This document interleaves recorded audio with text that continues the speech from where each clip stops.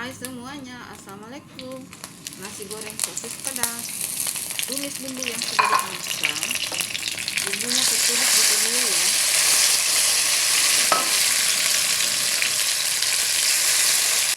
Ditumis bumbunya sampai matang, aduk-aduk terus. Setelah bumbu sambal pedasnya matang, masukkan sosis yang sudah diiris sedikit. Aduk-aduk sampai tercampur rata antara sambal pedas dan sosisnya.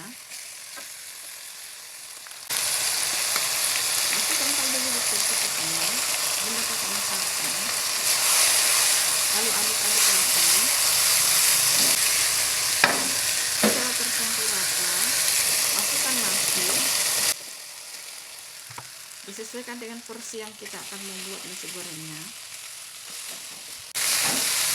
Kemudian diaduk-aduk sampai tercampur rata antara sambal pedas, sosis dan nasinya.